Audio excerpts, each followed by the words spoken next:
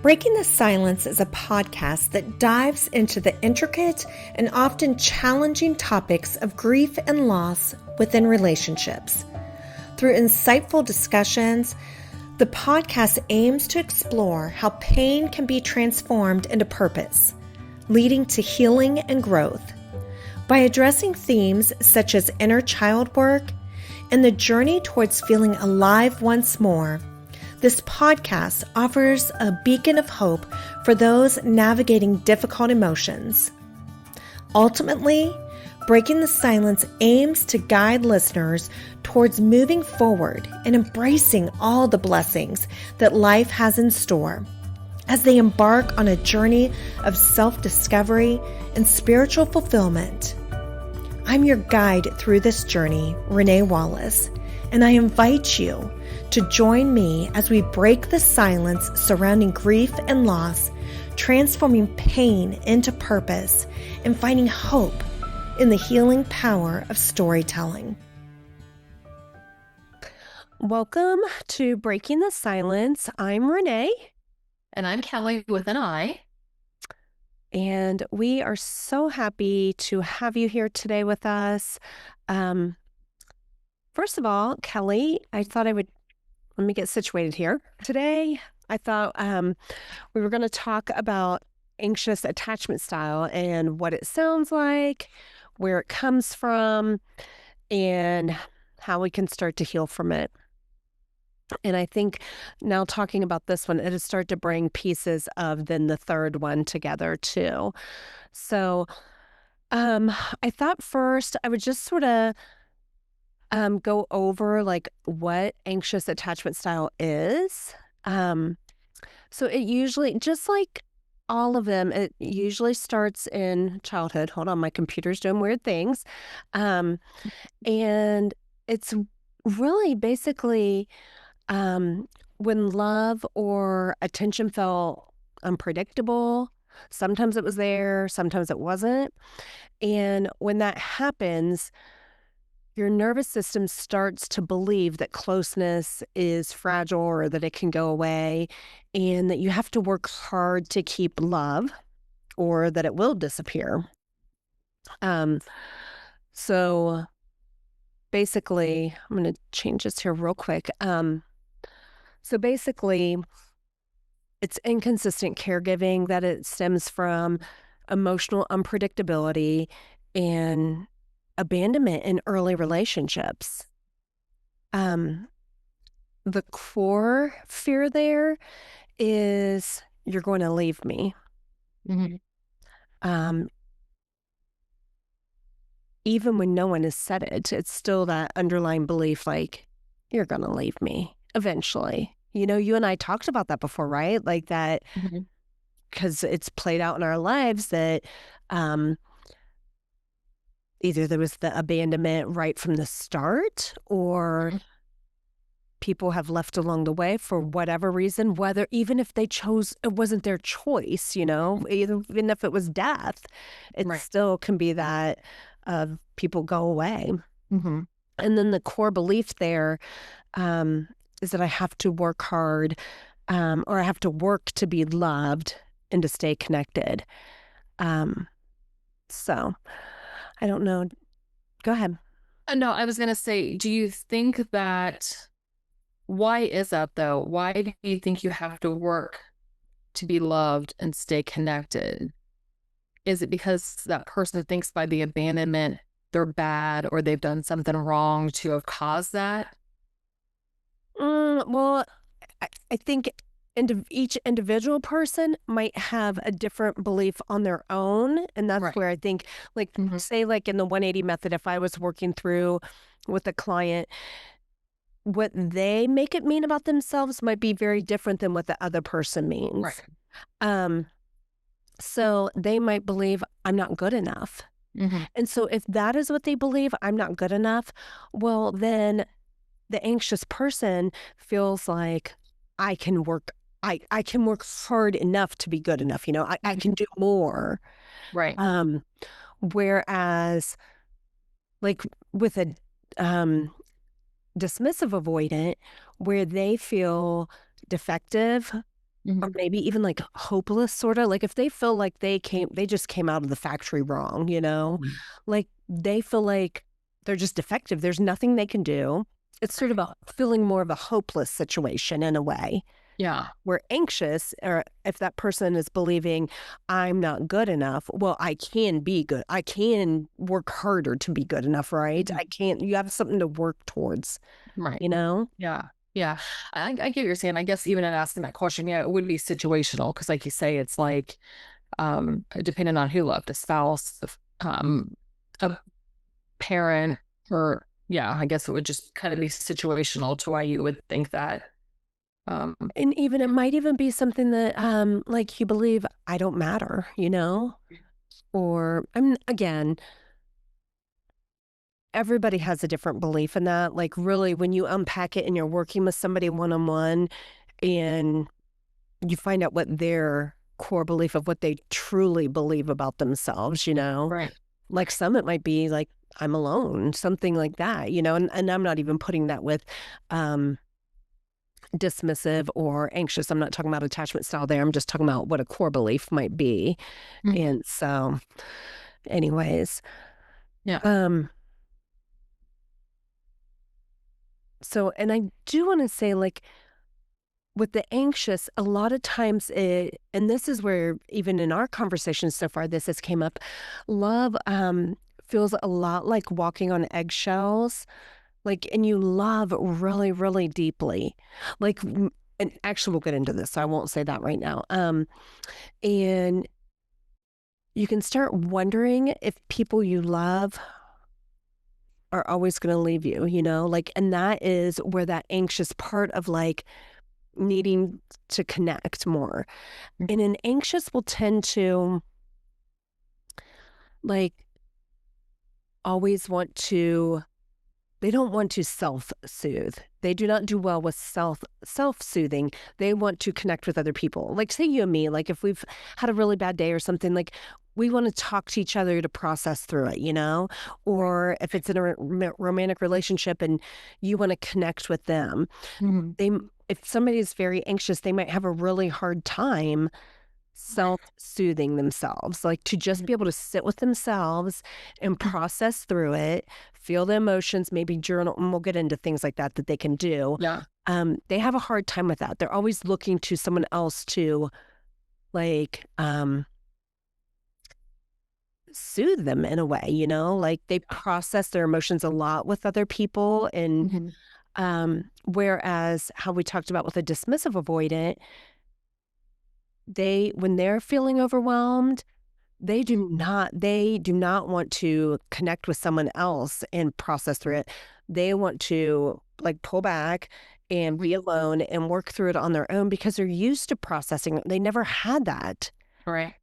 And so, um, they go more internal, Mhm. and the anxious goes more external. Right. Yeah. So, and I'm sort of jumping off on this, but while I'm thinking about it, I might as well say it. So if you're talking like work that the two need to do, Mhm. the avoidant needs to learn to start to co-regulate, like to come into relationship with somebody Mhm. and co-regulate with their partner, their friend, Yeah. their parent or their child or whatever. You know, that might be like if they normally aren't real touchy-feely or something, maybe it's hugging a little bit longer than normal, you know? Just learning to co-regulate with someone else, Mhm. or to start to talk about things that maybe you would normally shut down about, Right. to stay in that uncomfortable moment and Mhm. start to talk to someone else, you know? Yeah. And then for the anxious, it's just the opposite. They need to learn to, because they know how to co-regulate, they know how to connect. They need to learn how to self-regulate, like, "I'm okay on my own. Right. I can sit with this and process through my feelings, and I don't need to connect with this person all the time, and Yeah. I can work through these feelings on my own too." Yeah. What's So, my friend used to say, like, was it stage 5 clinger? and yes, some that are extremely anxious for sure can be like, "Ooh," right there to you. Alrighty. So I thought, I don't know. Do you have anything to add there and anything so far? All of it is it's so I mean, it makes a lot of sense, but at the same and I guess for me it feels like a lot of it and I think it does because I think even just in talking to you and seeing some videos how a lot of these things can intertwine and overlap and stuff like that. But just even in past relationships for myself, I think I almost become a little bit more introverted now, but in past relationships, I thought it was so odd that the person that hurt me was the person I wanted to fix me. Mm-hmm. Like that's who I wanted to reach out to. And I'm trying to think how I guess and of course the person that hurt me would want them to fix it, but it was in a different capacity. It wasn't like I just wanted to I mean, maybe that's what it was. They're the person that hurt me, but they're the ones who I wanted to reach out to, like, to make me feel better, and that was, I mean, that really would mess with my psyche, my core and things like that, but Well, do yeah. you think that if you reached out to them and they somehow made it better, Mhm. that then that would mean that you were good enough, possibly? Like, Yeah, I don't like yeah, they made it. Like I worked hard enough. Like I don't know. I don't know if that's the right word to work hard enough, but yeah. Like yeah, okay, if they make it all better, then okay, I am good enough. yeah, I mean, I don't know. I'm just asking you. yeah. Yeah, I mean, just to think about right now, just to answer, I don't know that I have an answer to but I just like, like if it was, going through a breakup or something like that, I think about like a divorce and that's the person I would just want to, you think you would just be, and I'm not saying this wouldn't happen, but you would think at most point you would just be like, I don't want anything to do with you. I'm done. And it did come down to that, Right. eventually. But prior to that, in some instances, that's who I just wanted to just latch on to and just like make it better, fix it, because I think it was just maybe just it was just too painful. And not that I wouldn't like reach out to friends or family members, you and people like that to kind of like comfort me and things like that. But I still wanted that the source of the pain to be the one to fix it. Like why would I even want to reach back out to them? But anyway, so Well, I think being honest on my part, like looking back, because it was very much that way sometimes in past relationships where the person that was hurting me the most, I wanted to fix it and I wanted them to care enough to want to fix it, right? yeah. Yeah. Because if I'm being truthful, then that means I was worthy or I was good enough or I was worth fighting for. I was worthy, right? Or I mattered, Right. That's really ultimately what it came down to. If I'm being completely transparent and vulnerable and looking at my past and like, Yeah. oh, I see now. Right. Yeah. I see what that was about. So, Right. and not saying that I didn't care about them and love them, Hmm. but ultimately, when you continue to keep, yeah, going back to a person or that's hurting you Yeah. in some way, Hmm. um, I think it is a way to prove to ourselves, like, again, subconsciously, never like consciously, like, oh, I need to prove that I'm good enough or I'm worthy. This is Hmm. all subconsciously Yeah. that we do this stuff. So, Yeah. anyways. Okay, so I thought now we would just talk about some different things that this might sound like you if. And so, just like we did with dismissive avoidant, I figured we'll just go back and forth and read it. Okay. And I can go ahead and start, and then we'll go from there. Okay. So, this might sound like you if you feel anxious when someone takes too long to text back. This might sound like you if you need constant reassurance in relationships. This might sound like you if you overthink your words or replay conversations to see what you did wrong. This might sound like you if you feel easily abandoned, even by small changes in tone or plans. This might sound like you if you've said, I just love harder than other people. This might sound like you if you try to fix things quickly, even when you're not sure what went wrong. This might sound like you if you stay in unhealthy relationships because being alone feels scarier. This might sound like you if you feel like you're too much and not enough, sometimes in the same breath. Hmm. Okay, so do any of those, is there anything you want to share with any of that or Um, any let's thoughts on it? Or what's that? I said, do you have any thoughts on any of those or anything? Um, yeah, I mean, I definitely feel like I can relate to a lot of these. Maybe not some as much as I used to. Let's see here. While you're thinking, even a lot of those, I can relate to those and how I used to show up. Mhm, And it's amazing to me to look at that now and where I'm at now mhm, and how different it can be when we really start to like heal the wounds and um, learn to self regulate and mhm, not, because I very much can remember a time mhm, of even just like someone taking too long to text back.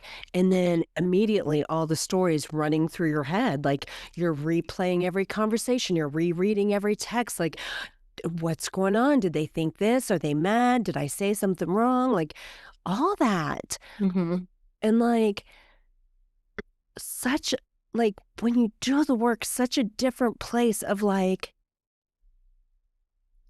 it's okay. Like, people are busy. Like, you don't make it mean something. And I'm not saying I don't ever sometimes go there a tiny bit, but I can catch myself now and be like, stop it. Like, right. people are busy. People have lives.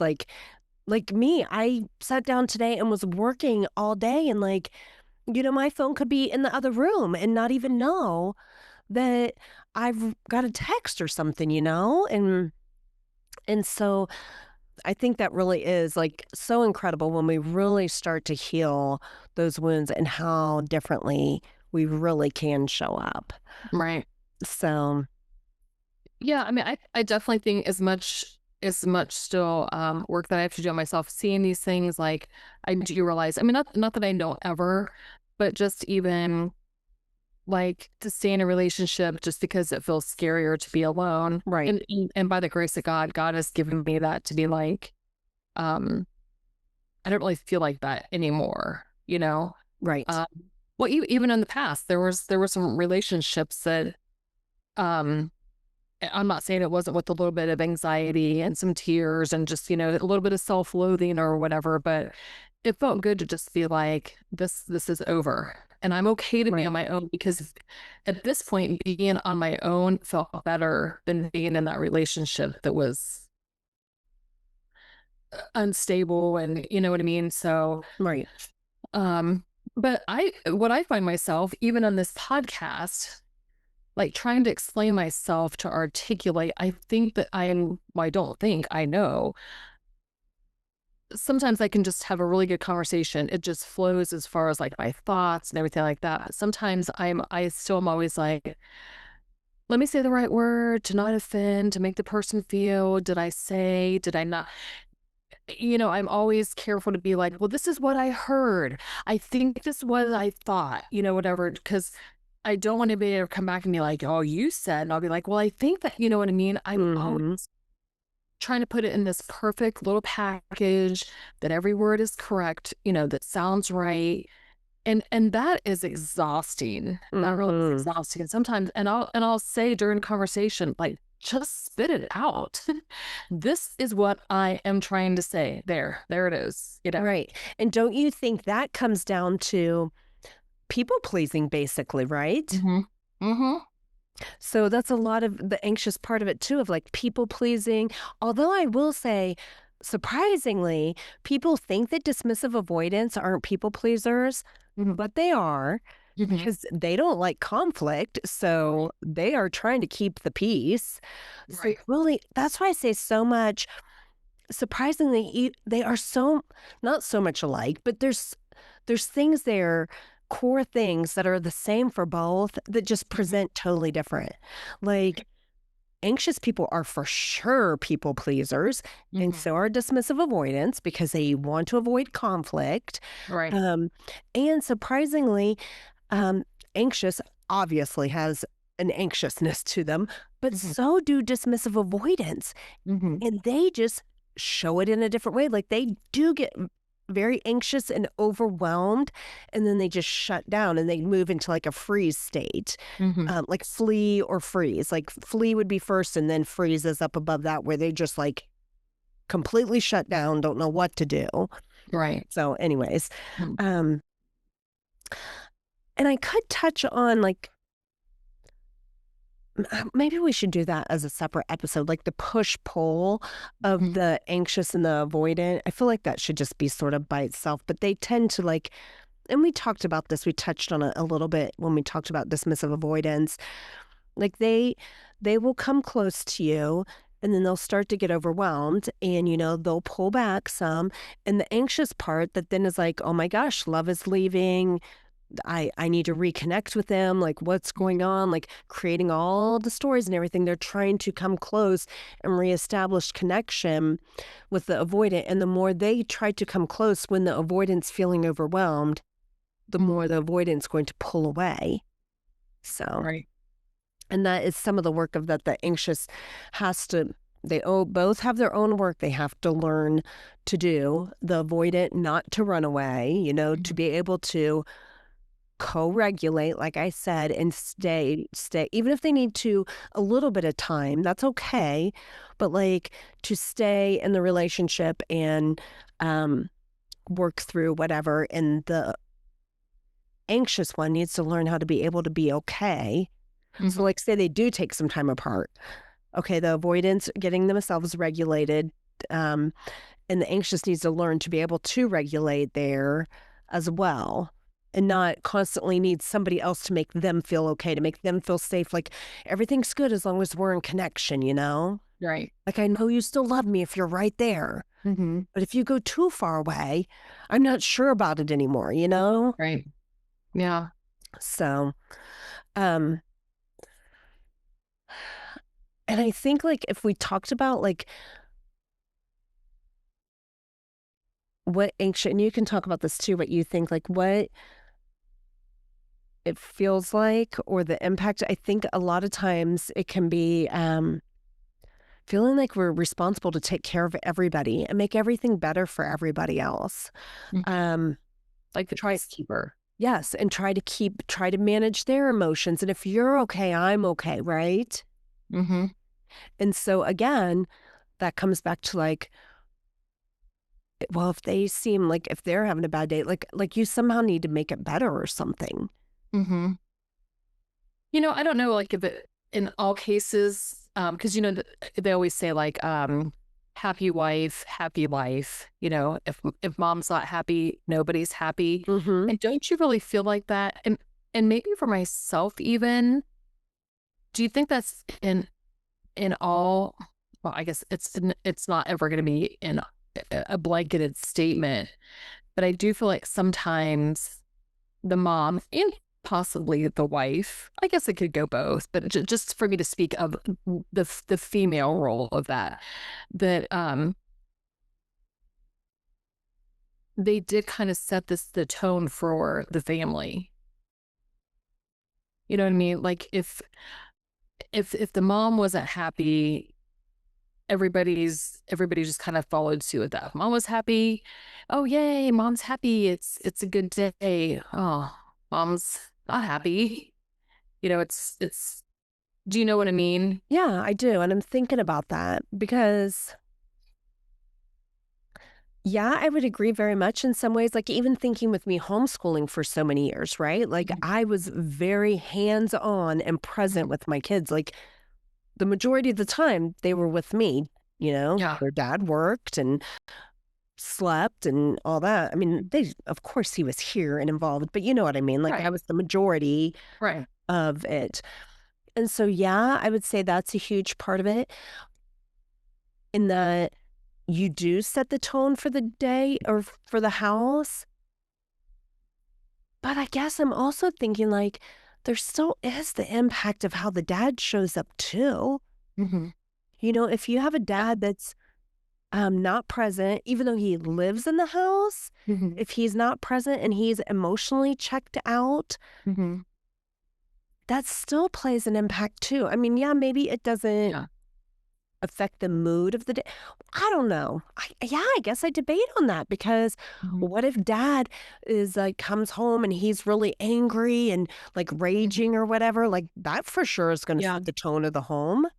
No Yeah. matter, even if it was amazing the whole day at home with the mom, you know, baking bread and learning to count pennies and doing spelling words and shaving cream or whatever, like Yeah. whatever fairy tale fantasy of like Leave It to Beaver life, if dad comes home then, I it's wouldn't know what kind of raining. school you were running over there. That's my fantasy one. No. Actually, we did do all that stuff, but believe me, it was not no fantasy life. Um, Were some good times doing spelling words and shaving cream on the counter and anyways, Mm. and I'm not saying that Dave then was the one that came home raging. Right, right. No, I get that. I guess I was just I don't know, that was just kind of my thought, that just kind of set the tone for the day sometimes. I guess sometimes like my experience, but I mean these, a lot of these sayings are, if the wife's not happy, nobody's happy, you know what I mean? And again, that's not always like that's not a blanketed statement. It's just Yeah. kind of like touching on those statements. It's like some sayings are made for a reason, or Yeah, but don't you think, I mean, really talking that through, like happy wife, happy life. Mhm, But really? I mean, is it true if like the dad or the husband is just miserable and mhm. like maybe abusive or raging or just angry at the world, Yeah. doesn't that affect everybody in the house too? Yeah. Yeah, definitely. Even that saying, I mean, I know it's funny, and a lot of times it's just saying and funny banter, about Right, the right, happy wife. But at the same time, it's like I I don't really like that saying because it's like, what is mom? As long as mom's getting her way or wife's getting her way, and everybody else is miserable, just to make sure that she's happy and she's whatever, So right. uh, Exactly. I think it's way more than that. Like, it's not about mom or wife getting her way and everything, nor is it the husband or dad. It is two people showing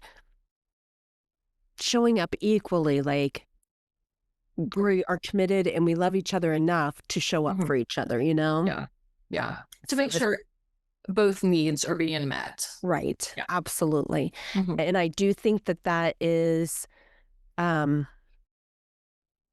yeah, work that needs to be done, like, to mhm, always be like, because it's easy sometimes to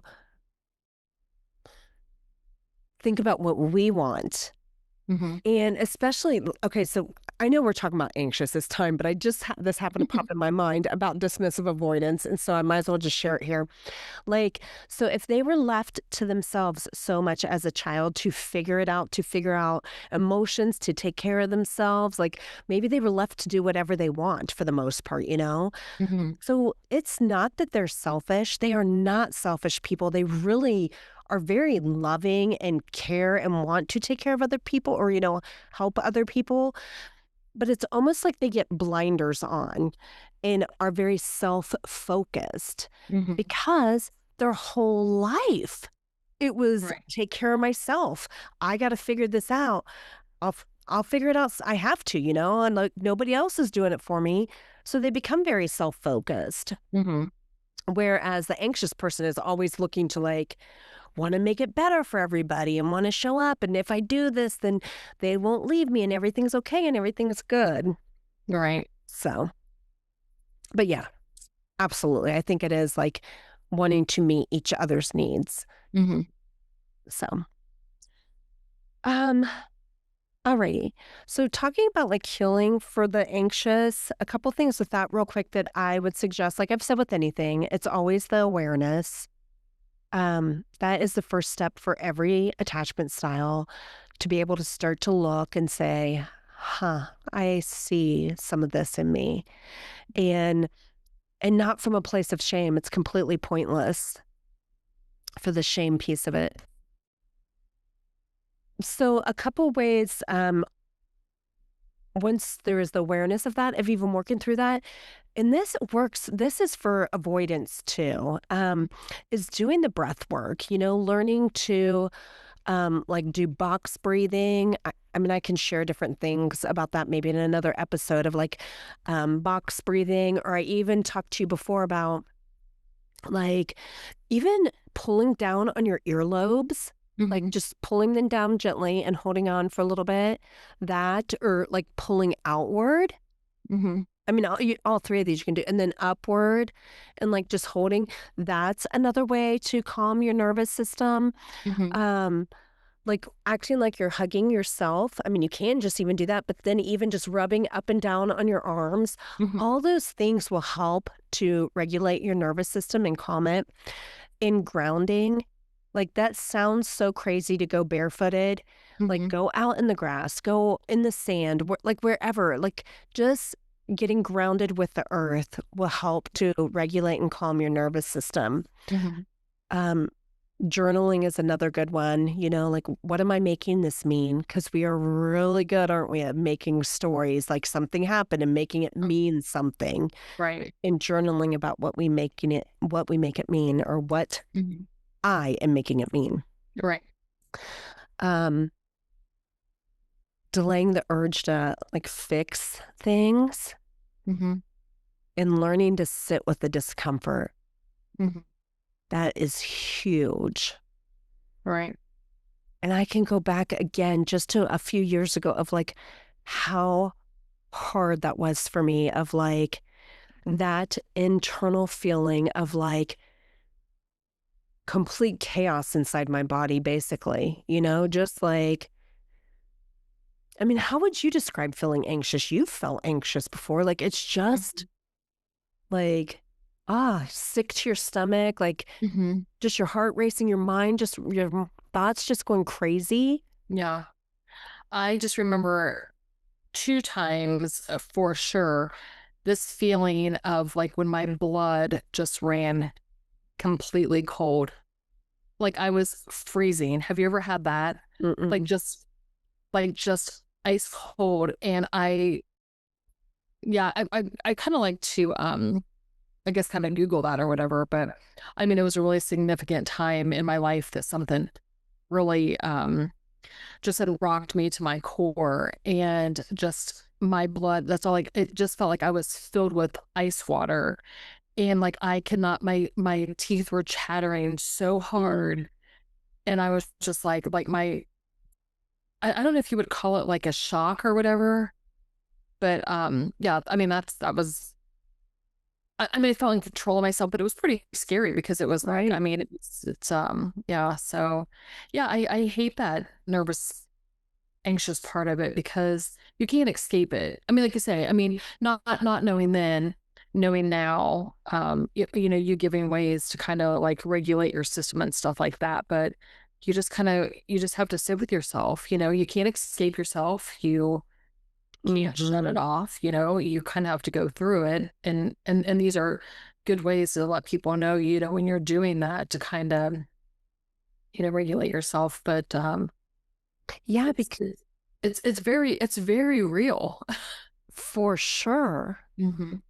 And you're grasping at anything. I mean, I can just remember some times that I was grasping at anything to help make me feel better.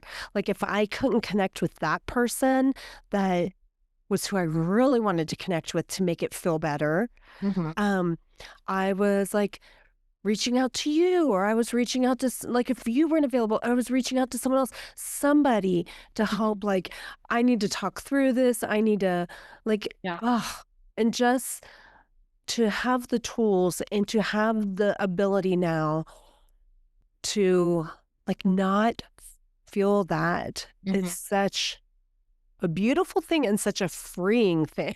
Right, right. Like, really, like, I just think back to that and like, wow, what a different place. Mhm. Yeah. Yeah, Um I can remember one Christmas, my entire family was over. I was at my mom's house and entire family, extended family, and just feeling so alone. Like I'm in this room and there's probably 20, 30 people at the house Mhm, and just feeling so alone. And so many like I think about like going out with friends and dinner and nothing could preoccupy me enough to take me away from that, because I was still thinking of it, mhm. it's not like, well, I'll just go out with my friends, we'll have dinner, we'll go to a movie, and it's like it comes with you. So if you can't regulate it or, it comes with you. You can't be like, okay, well, I'll just, what is it, departmentalize this. Compartmentalize. Yeah. Um, Yeah, you're, like, overthinking and ruminating on it and just gosh. nonstop. Yeah. And just Mhm. totally thinking of those situations where I was not present at all because I was so consumed by that. And Oh, for sure. There was yeah. definitely times that I was so disassociating, like, especially after deaths, where physically I was there, but Mhm. even mentally I was anywhere but present, and Right. I know that, and, Right. that was even a huge piece of, like, I need to figure this out, because, again, my kids need me, and Yeah. I knew, like, I was disassociating, just sorta checked out, Yeah. Yeah. And I think about it a few times, we talk about just like things as parents, that and I know that there was times with Hayden within that time too that I was not present with him. Like I was with him, we were out doing something, but I was so hyper focused or whatever. Like I was was in contact with that person on my phone. So texting back and forth and, trying, and all that stuff. And just thinking like there was times that I wasn't even present because I was still just trying to fix all that. Mhm. And in saying that, like I said, I'm really glad I'm not there. Right. Yeah, me too. I'm so thankful for where I am now to where I Yeah. was, like, night and day. Like, Mhm. I mean, really, I mean, I don't have to keep going into it, but just blows me away the difference. Yeah. So I would also say, like, practicing secure self-talk, Mhm. like, even if they're quiet, I'm still safe. Okay, and so even, like, going back and doing the inner child work that we talked about, reparenting the part, um, that's scared of being left, Mhm. building secure relationships with ourself and with others and with God.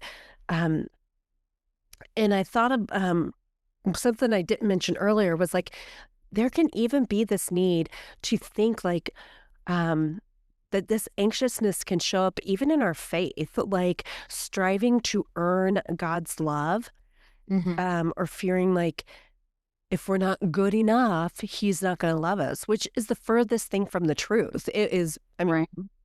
you know, it's by grace. It's not something we have to work to earn. Right. It is a gift from God. Mhm. So, anyways, learning to be secure in those things in our with ourself, others, and God. And I will say, healing does not mean never being anxious again, because even in saying like so much of the work that I've done, there are still moments. Mhm. There are still things that still can touch a spot that triggers me and that will trigger you and that will trigger the listeners. But Mhm. it's knowing how to hold yourself through it. Like now, the huge difference for me is when maybe it touches that spot, um, I might not act perfectly in the moment, maybe. I mean, we're not perfect, um, Right. but I can catch it really quick now, Mhm. and I can allow myself to sit with it, or I can even come back and, maybe if I didn't handle it the best way or whatever, very quickly, way, way just different and like I'm really sorry and how I just showed up there, you know? Mhm. Um, Right.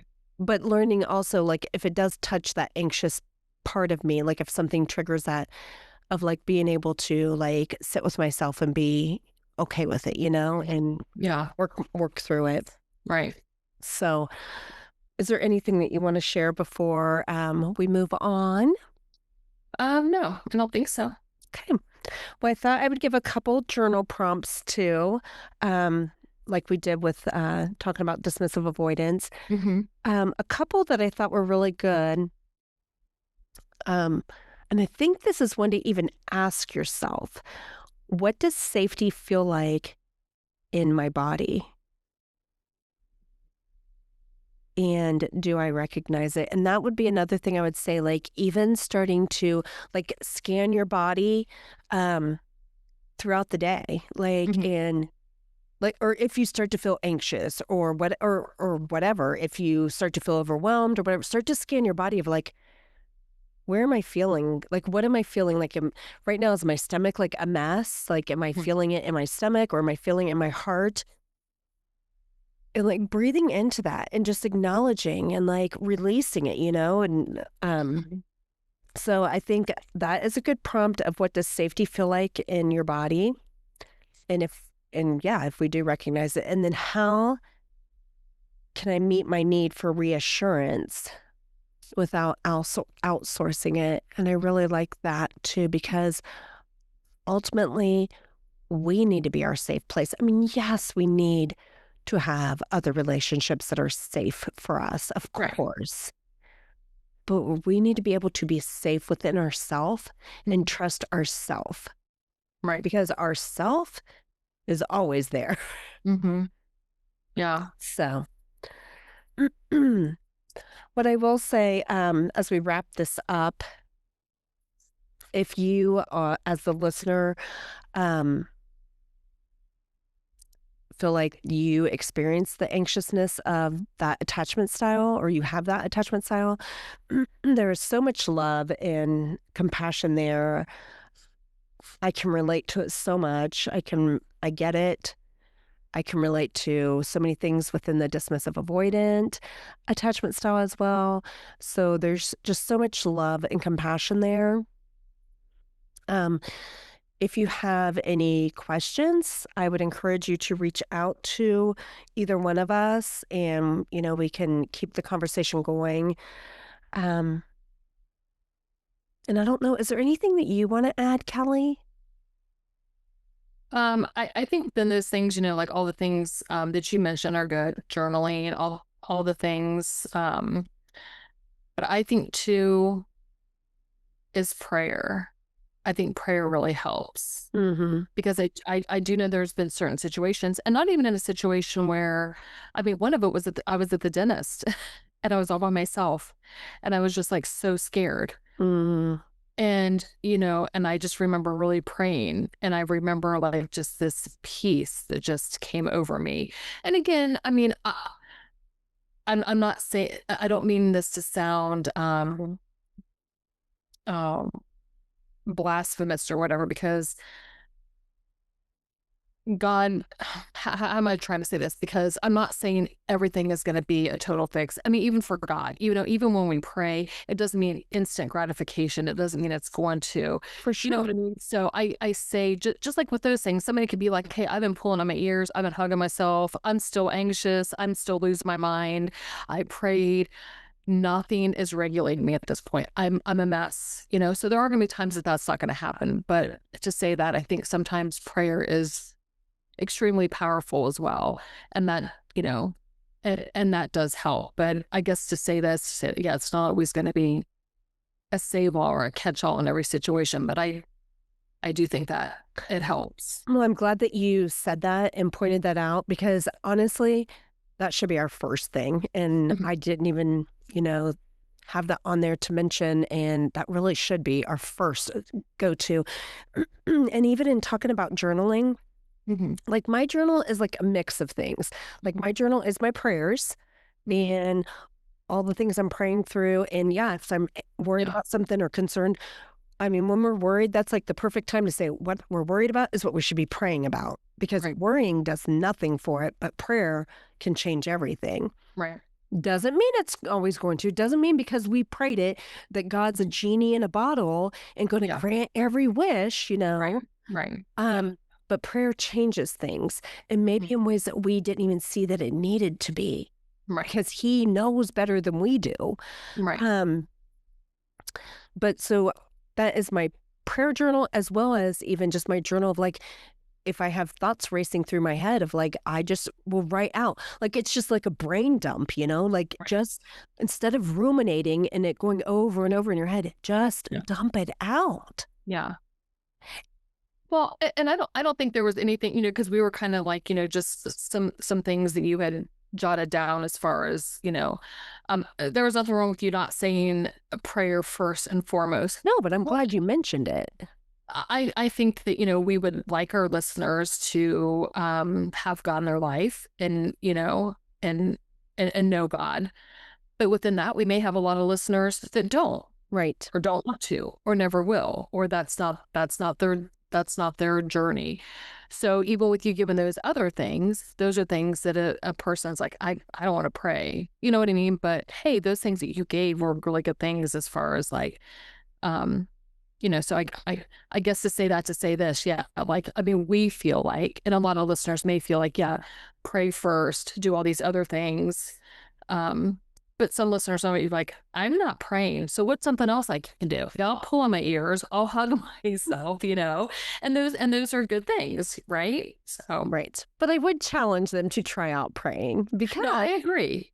they might I be agree. very surprised. Maybe if you're like, I'm not so sure about this God thing Mhm. and this prayer thing. Mhm. And I've heard so many people before say that and just be like, okay, God, if you're real, like, I need you to show it to me right now. And then within their prayer of whatever. Mhm. And they were like, whoa. Mhm. Yeah. He definitely showed up and made it very Right. clear. And so I would Mhm. challenge our listeners to maybe be like, I'm not really sure about that, but Yeah. maybe, like, Yeah. maybe we'll see what happens. So, Yeah. Oh, I agree. I agree. I mean, yeah, I totally. alrighty. So, just wrapping this up, do you have any last thoughts or anything at all that you want to share, Kelly? Um, I think just in those times of feeling anxious, just hold on Mm, because it does get better. It does pass. It may not feel like it's going to, but it does. It does. And it's really hard in the midst of that, but yeah, again, all those cliches, all those sayings, and my son just loves when I say all these sayings and we kind of laugh about it, but they're all so true. This too shall pass. hmm This too shall pass. And it's so true. And it will. And But that isn't even a cliche. That's scripture. oh, It's in the Bible. Okay, this is sort of funny along with that.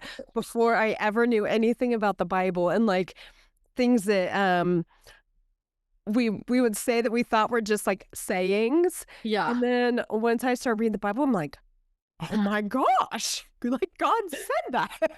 This guy, he is smart. He is one smart cookie. I had no idea. Like, yeah, legit. I was like, wow, it's in the Bible. He's like, you're So, welcome. okay. And so basically, I just want everybody to know, all of our listeners, to know that this is a safe place to feel seen, whatever your attachment style is, and not ashamed. I think shame makes us want to hide away. It very much does. And that is very common. Shame is a huge thing. And again, I know I'm going back to dismissive avoidance. And anxious people can feel it too, and like feeling like I'm too much, I'm too clingy, I'm too this, whatever. Um, but avoidance, when they feel defective and like they're bad or wrong or whatever, with that, you want to hide away, right? because you feel like you're bad or wrong. So you want to like shrink back, hide away, like tuck in. And that's the shame there. And shame will just keep us stuck in a place that we don't need to be. Mhm. So, for the next episode, we'll jump into fearful avoidant, which this one is such a fun one too to talk about, just like I think dismissive avoidant is too. Um, and yeah, we'll just sort of go from there. We send you off with so much love. We are so thankful for you all being here with us, and we'll talk soon. Thank you for joining me on this episode of Breaking the Silence. As we conclude our time together, let us carry forward the stories we've heard, the emotions we've shared, and the connections we've forged. Remember, the journey through grief and loss is not one we walk alone. In the silence, we find solidarity. In our shared experiences, we find strength. And in our vulnerability, we find resilience. If you or someone you know is navigating the complexities of grief, know that there is support available. Reach out, lean on your community, and remember that healing is not linear. It's a journey, and you are not alone. Thank you for listening. Thank you for sharing, and thank you for being a part of this community. Until next time, may you find peace in the spaces between the silence. Please be sure to subscribe below and leave us a review. If you'd like to connect further, you can find me on Instagram at Coaching with Renee.